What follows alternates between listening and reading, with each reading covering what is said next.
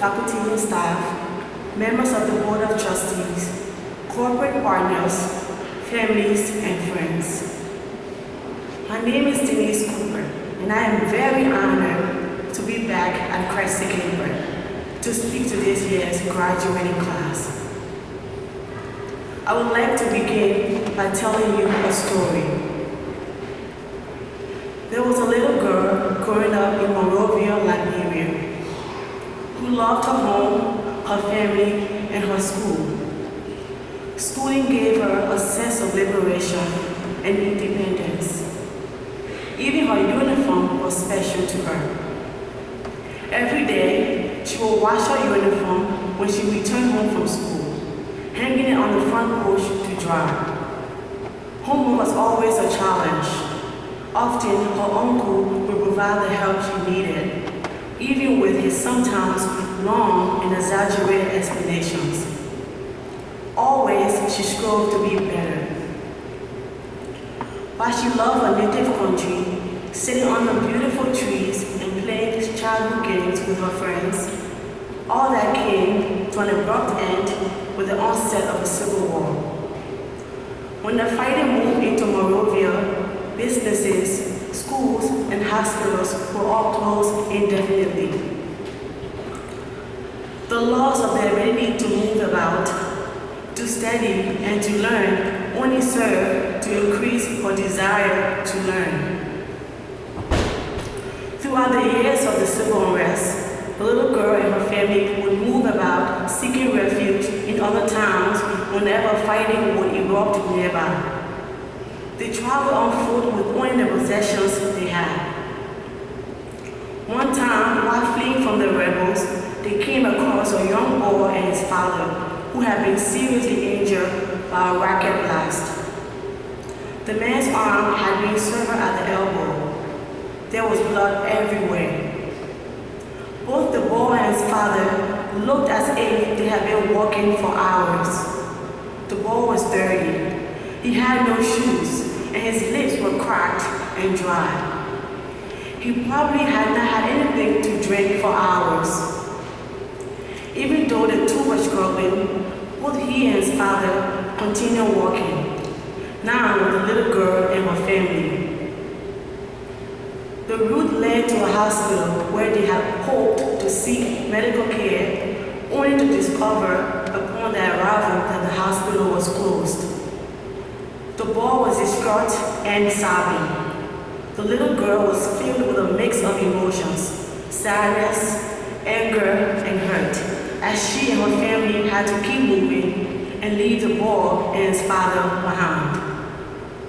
All she wanted to do was help, but that was not possible, as she and her family had to run for their own lives.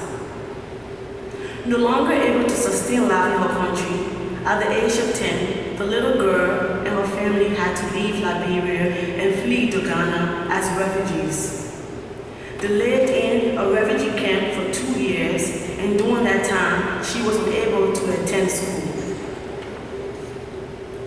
This set her education back a great deal and caused her to experience many difficulties when she eventually arrived in the United States. This little girl, who loved to learn, had to fight for knowledge and understanding. Math was particularly challenging, so she would seek extra help daily, both before and after school. Similar challenges were presented to her when she attended high school. She wanted to do well and knew it was necessary to take extra steps to make this happen. As a result, she earned good grades, made honor roll, and was a respected student among her peers. In addition, she learned to believe in herself, and she learned the value of perseverance. Many may be wondering why I have shared this story about that Liberian girl with you today. I share this story because that Liberian girl is me, Denise Cooper, the 2013 graduate of CtK Prep and the 2017 graduate of the College of St. Elizabeth with a Bachelor of Science degree in biology with a minor in chemistry. I share this story because I believe there is a lesson to be learned. One may argue that my desire for education may have been extraordinary, and having my right to education taken away did feed my desire for education all the more, something that many may not have experienced. Yes, that may have been so. However, let us focus on the positive, the aspects of my story that speaks to the value of hard work and the choice to persevere, the importance of determination, and the fact that anyone can make a choice to do better beyond his or her circumstances. According to Matthew 20, verse 16, so the last will be first, and the first will be last. Though we may be looked at by others, sometimes even ourselves, as always being the last at everything, whether it is having the lowest tier scores, being the last to finish a task, or the last to be recognized.